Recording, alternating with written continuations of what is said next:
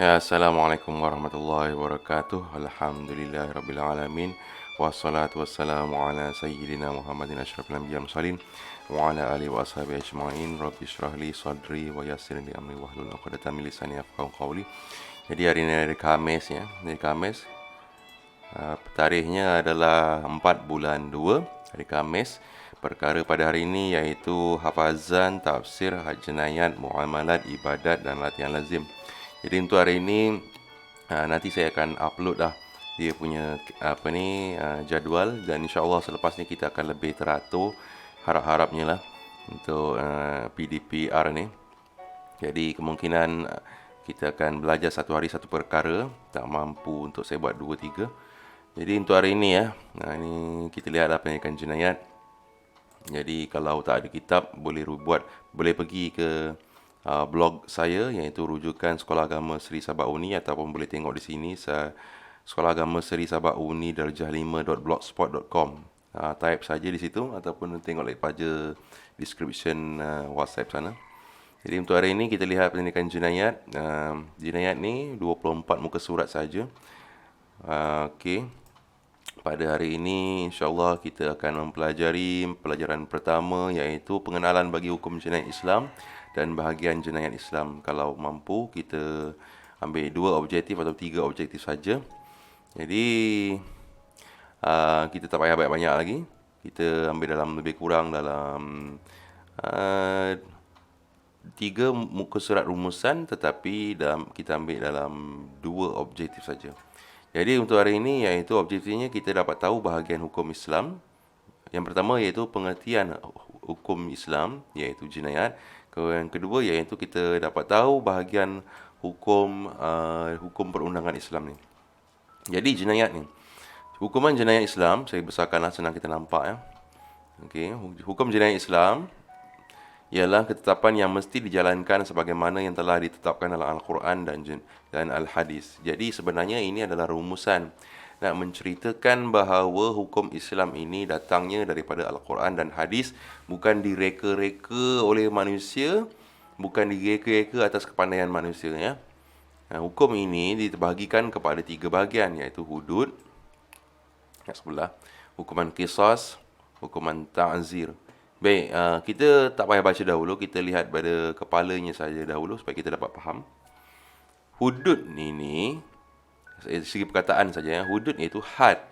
Had iaitu halangan ataupun batasan. Ya, ini adalah jamak. Jamak tu banyak, plural. Single dia iaitu had. Hudud ni iaitu plural. Had-had ataupun batasan-batasan. Batasan ini iaitu dibataskan oleh Al-Quran dan As-Sunnah ya. Kemudian kita lihat pada hukuman qisas. Qisas iaitu hukuman balas semula yang setimpal. Ya, hukuman balasan semula. Kemudian kita lihat pada hukuman ta'zir, iaitu hukuman yang memberi kelemahan kepada pesalah. Hukuman ini diserahkan kepada wali-wali ataupun hakim-hakim untuk menjatuhkan hukuman atas kebijaksanaannya. Baik, jadi kita lihat balik semula di sini. Hukuman hudud ialah hukuman yang telah ditentukan oleh syarak berdasarkan nas Al-Quran dan Al-Hadis. Sampai situ saja dahulu. Jadi dalam kepala kita dapat faham dan kita dapat set bahawa hudud ini adalah datangnya daripada Al-Quran dan Hadis Rasulullah SAW. Yang tidak boleh ditukar ganti atau dipindah hukumannya sama ada dengan ditambah atau dikurangkan kadar hukumannya. Tujuan hudud ni adalah untuk menjaga dan melindungi hak Allah supaya kesejahteraan dan kehormatan Islam terpelihara keseluruhannya. Hudud ini Allah turunkan supaya manusia melindungi hak Allah. Apa ini hak Allah? Hak Allah ni iaitu satu-satu yang ditetapkan oleh Allah Ta'ala, hukum-hukumnya. Jadi hudud ini adalah diturunkan supaya untuk menjaga hukum-hukum Allah Subhanahu Wa Ta'ala yang telah Allah Ta'ala turunkan. Ya. Hudud ni kan ada banyak kan, ada 7 Wajib bagi hakim menjatuhkan hukuman hudud ke atas penjenayah walaupun mereka dimaafkan oleh mangsanya atau waris mangsanya. Hukuman menjatuhkan hukuman hudud ni adalah wajib. Kenapa? Kerana ia adalah hak Allah. Iaitu kerana hak Allah. Hak ini milik Allah. Ya. Kenapa hukuman ini dilaksanakan? Kerana ini adalah kehendak nas Al-Quran dan Hadis. Ya. Walau macam mana pun, hudud ni panjang cerita sebenarnya. ringkaskan saja ke sini. Kesalahan yang wajib dikenakan hukuman hudud ialah zina, 1, qazaf, 2, menuduh zina, minum arak, 3, syarbul khamri, minum arak, sariqah, mencuri, 4, hirabah, merompak, ar-riddah, murtad. Sebenarnya satu lagi, bughah itu, lari dalam peperangan. Ya.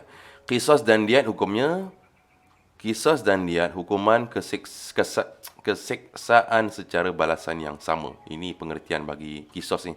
Sepatutnya dibuat kotak lah di sini kan. Jadi dia tak jadikan keliru. Ini pengertian qisas. Qisas dan diat hukuman keseksaan secara balasan. Jadi ini ayat yang susah. Qisas artinya balasan yang sama. Jadi kita tak nak tengok yang sini dahulu. Kita ambil depan saja, mudah-mudah saja dahulu. Yang pertama, hukuman jenayat ini adalah berdasarkan Al-Quran dan Hadis. Kemudian hukuman itu terbagi 3 bahagian, hudud, qisas dan ta'zir. Allah. Kemudian hukuman hudud ini adalah hukuman yang berdasarkan daripada nas Al-Quran dan tidak boleh ditukar ganti. Kemudian tujuan hudud ini dilaksanakan adalah supaya dapat melindungi hak Allah Subhanahu Wa Taala. Kemudian apakah hukumnya melakukan hudud ini? Hukumnya adalah wajib. Kemudian kesalahan-kesalahannya iaitu zina, qazaf, minum arak, sariqah, hirabah dan riddah. Bughah tidak disebut sini ya. Jadi untuk hari ini kita ambil satu ini saja dahulu. InsyaAllah kita sambung lagi. Wallahu a'lam bishawab. Jadi latihan pada hari ini iaitu saya minta pelajar semua menghafal kesalahan yang wajib dikenakan hukuman hudud, zina, qazaf, minum arak, sariqah, hirabah dan riddah. Jadi latihan ini tidak perlulah dihantar kepada saya, buatlah di rumah. Okey, kita berjumpa lagi insya-Allah pada masa akan datang. Wallahu a'lam bishawab. Saya mohon kemaafan sekiranya ada kekurangan dan sekiranya dapat dipertambah perbaiki, bolehlah tulis di ruang komen ya. Pelajar boleh buat di dalam ruangan komen di sini contohnya, tapi komen yang baiklah, yang memberi manfaat lah. Contohnya sini tapi kena ada akaun Google lah. Contohnya sini, Ustaz boleh tolong saya tolong apa nak buat itu, cadangan yang baik lah, okey, yang dapat menambah baik. Jadi untuk ini saja dahulu. Wallahu a'lam bishawab.